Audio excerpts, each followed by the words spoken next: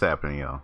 JD here, and looks like Charlie from Emergency Awesome dropped some new knowledge on us about Doctor Strange and the Multiverse of Madness, Doctor Strange 2, and his connection with the WandaVision. If you've not watched WandaVision on Disney Plus, go watch it.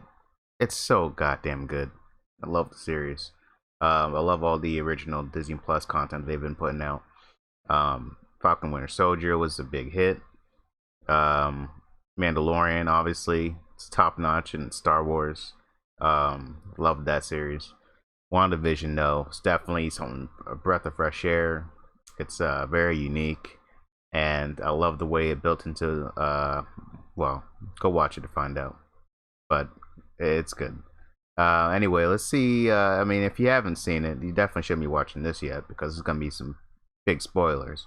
But let's see what's happening. Let's see what's going on with the MCU and what Charlie found out.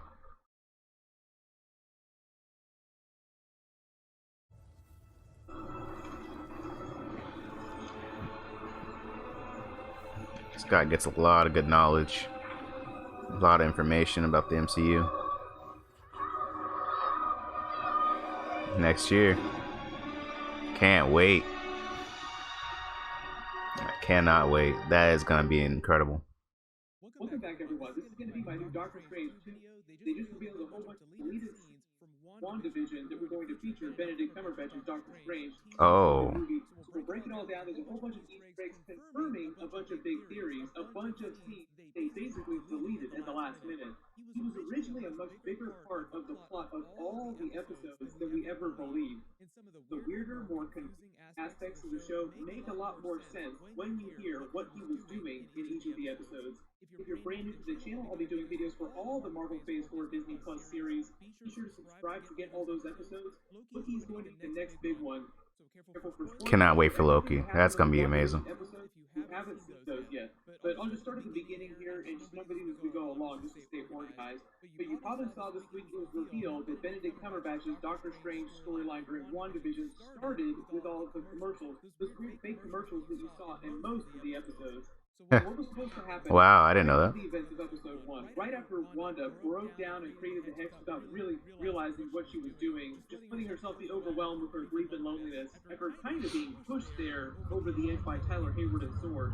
The really dark twist on that is that we actually found out that he was doing that on purpose, trying to get her to use her magic to bring Vision back to life, so to speak, reactivate him. That was why some of the dialogue sounded so weird, like he'd been developing a working theory that she could somehow reactivate Vision's dead body. They've been trying to reactivate Vision's body through that whole 5-year time gap between Avengers Infinity War and Avengers Endgame. Oh, wow. She successfully pushes her into that full mental breakdown, creates the Hex, and the event is so extreme in magnitude that it sets off pretty much every magical alarm that Doctor Strange has around the Earth, helping him monitor magical cosmic threats from other dimensions. Because as he told Iron Man when they had their big grow-off moment, his #1 job is protecting the main MCU reality.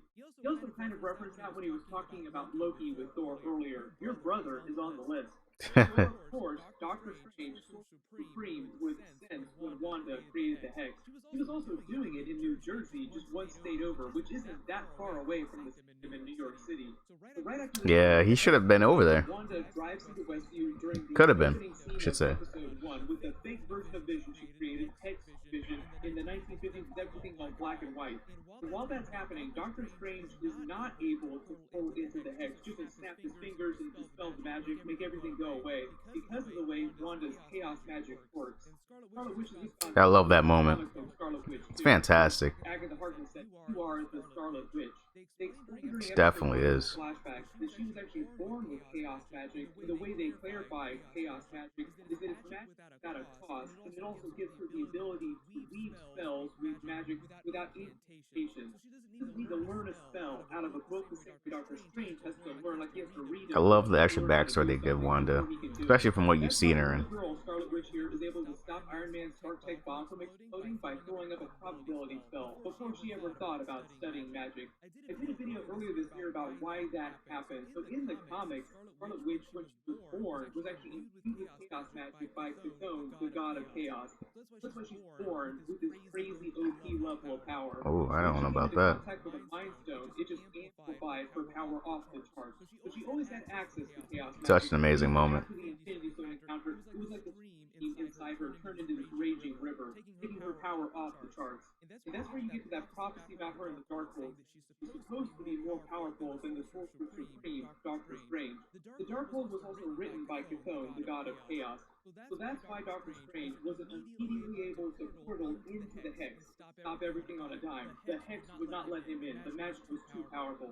So Doctor Strange's Yeah, that makes sense. workaround for this during the series was to try and communicate with Wanda, send her subliminal messages, and try and get her to realize what was happening and snap out of it. Doctor Strange was supposed to be the person creating the fake commercials that we were watching. The first one in episode 1 was a toaster, which was meant to represent the bomb that killed her parents. That's why you hear the arc reactors bomb makes flashback scene episode 8. Yeah. This is the reason why the same people appear in all the commercials. The second one was for the Strucker watch. Baron von Strucker, the experiments did on them with the Mind Stone. Strucker will make time for you. The third one was the Hydra soap commercial with the Tesseract shaped soap, and it was a huge metaphor for Wanda avoiding her problems, Caligon style. Caligon took me away from all my problems into a fake reality that I created for myself. The fourth one was the Lake. The commercials are so good on this. Reference to her oops photo code mess that she created Yeah. in the events of Captain America's Civil War. Like the red represents When you the make blood of the people that she killed inadvertently through collateral damage when she was trying to stop Crossbones' explosion. The Yo Magic one was meant to be Doctor Yo Magic. Strange telling Wanda about what Agatha Harkness was doing to her inside the Hex. That also kind of reveals that Doctor Strange knew about Agatha Harkness the whole time, acting on her magic, until she would eventually just wither away like the other witches from her coven.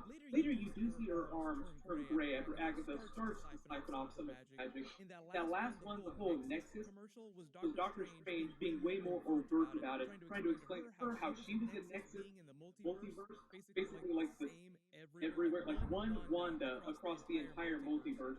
In the comics, Nexus these big focal points for energy, which also sort of goes hand in hand with the idea that she's this mythical being, the Scarlet Witch.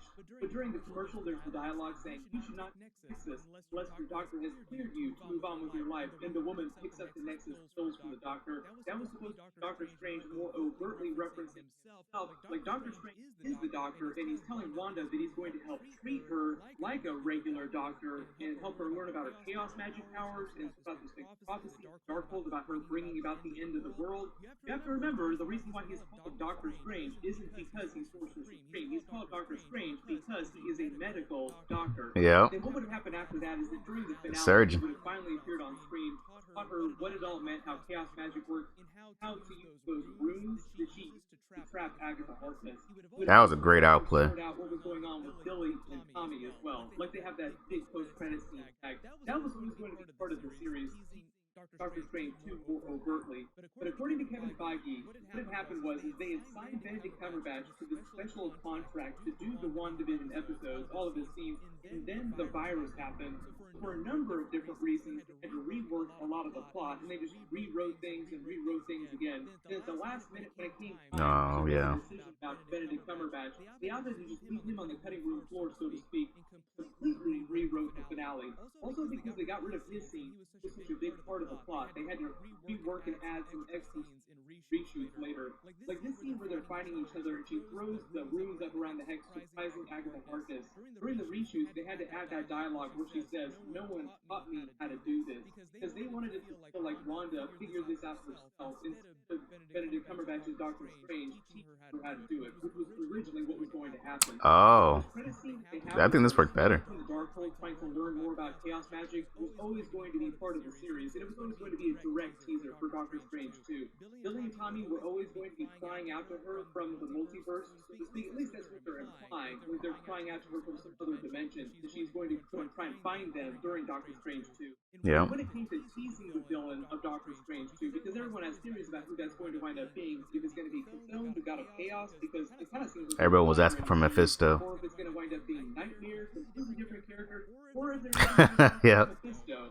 I do love the theory that Billy and Tommy crying out to her from the multiverse or from some other dimension is really a trick of the villain of Doctor Strange 2, trying to bait her to do something, to use her magic to bring about this prophecy inside the Darkhold. Okay. Essentially, Kevin Feige says they got rid of Benedict Cumberbatch's because they didn't want him to undermine Wanda's character arc during the series. They were worried that if he showed up in the finale, that's all anybody would be talking about, and everyone would just completely forget about Wanda's character arc. And Kevin Feige Yeah, I said that kind of he agree. didn't want WandaVision as a series just to feel like it was a glorified teaser for Doctor Strange 2. So it sounds like originally they had planned for way more Doctor Strange 2 crossover scenes throughout all the different But now episodes. Wanda's the big It one. confirms a lot of theories because there were various points in the series where it felt like they were trying to reference Doctor Strange 2 or Benedict Cumberbatch's Doctor Strange in some way. After the WandaVision finale and after the Falcon and Winter Soldier finale, a lot of the people behind the series, the different producers, talked about trying to create the show in the edit room the same way that they create the Marvel movies. Like they'll shoot a whole bunch of stuff, they'll try a bunch of different things, then they'll try to sew it all together in the edit bay so that it all makes sense.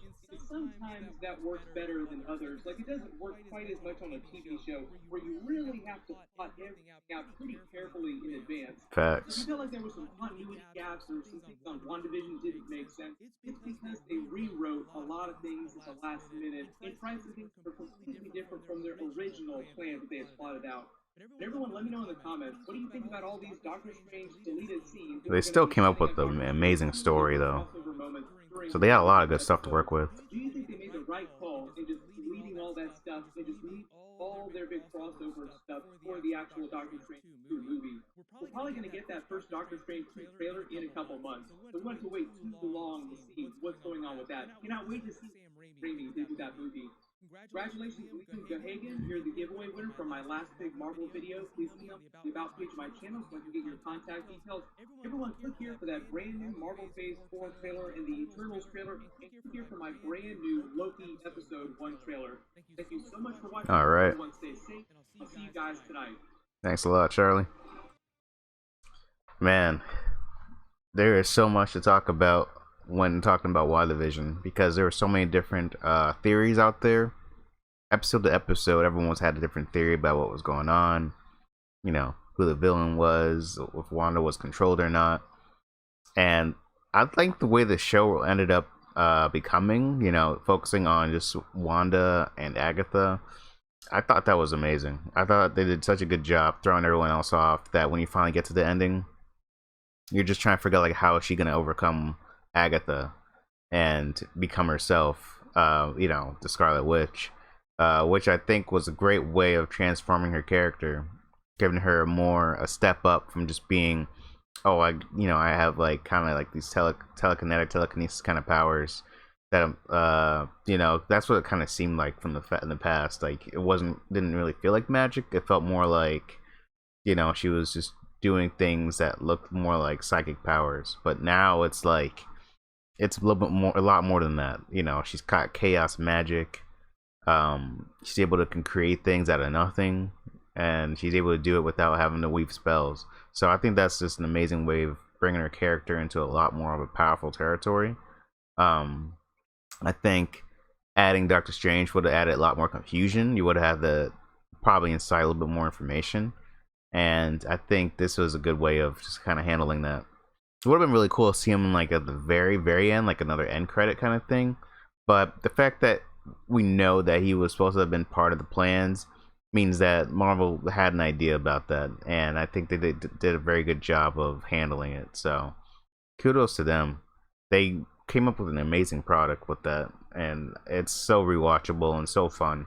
I feel like the first few episodes, the black and white ones, the ones that you gotta pay attention to a little bit more, they go by a little bit faster. More so because they're more in the nostalgic territory, but they did such a good job of confusing the audiences, you know, and I'm glad they dropped them at the same time. People that complained that, you know, why is this in black and white? This can't be black and white. If you look at the trailers, you know it wasn't gonna be in black and white. All right, it just wasn't. But yeah, they were able to confuse people and take them off and make sure that they weren't really aware of what's going on. By the time you actually get towards the finale, it feels like a whole other show. And I think that was the whole point from the get-go, because each episode ended up being in a different time zone from one decade to another, and the progression was amazing. Elizabeth Olsen she, amazing actress, was able to capture each essence of those different eras, and so was Paul Bettany and all the whole cast. Like they did such an amazing job with their characters that it's such a fun show. Um, Whereas with Falcon and Winter Soldier, it feels like an MC show, but also feels very personable. It definitely hits in a different level. You know, one's more of a psychological kind of atmosphere, and this one's more on the Falcon Winter Soldier is more on the action. So I'm really excited to see what Loki's gonna bring. Loki's gonna be dealing with different times, I think, different realities, different times, or different Earths, something like that. And curious to see which version of Loki comes out on top. Who does he have to go up against? That's like big bad. And Eternals, I still need to learn what's going on with these characters. There's a lot of the MCU I don't know about, but I am here and ready for everything. Definitely ready for Shang-Chi. Did a reaction to that trailer. As you know, I'm definitely excited for that. Love the song. And I want to see them all come together to see these new Avengers, if that's what the direction they're going in. Because they've dropped hints and little pieces of maybe doing like Young Avengers or maybe doing like the new Avengers. So we'll see what direction they end up going in. I want to see the X-Men. That was another thing that WandaVision kind of teased and talked about, especially with the whole Pietro thing. Definitely want to see the X-Men in here. I'm excited to see how they bring them in. I want to see what they do with Wolverine's character. I know that there was talks that Hugh Jackman's reading a script for a Wolverine anthology series that would be a Disney Plus show, like event, basically, because everyone loves Wolverine. But we'll see what they do when they do that. And there's a lot of different rumors and stuff. And make sure you guys follow Emergency Awesome, because he seems to cover a lot of the actual facts of things that's actually happening or what's happened behind scenes and things like that. So he's a very good resource to have just under your belt, just to know what's going on with the MCU if you want to keep up with that. But also I love to see the surprises that they have in store. So I never want to know too much, but it's good to know like just enough so that you're in the loop with things. But yeah, thanks for watching, y'all. If you like this video, make sure you leave a like and comment and tell me what you guys think. Tell me your opinions on the show WandaVision or Doctor Strange or MCU, anything about that. I'm actually currently doing a I'm in a watch party with C Minor Gaming on Twitch, and he hosts these events on Discord where he's been doing throughout the month of May the different Marvel movies that's happened in the MCU, and the last one we covered was the first Avengers movie, and that was last night.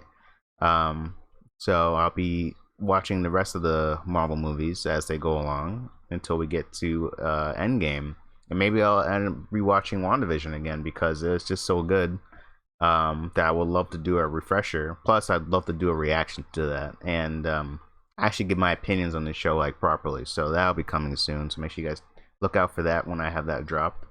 I'll have all the reactions and I'll have my playlist, so make sure you check that out. You'll see that at the end of this. And yeah, thanks for being here, guys.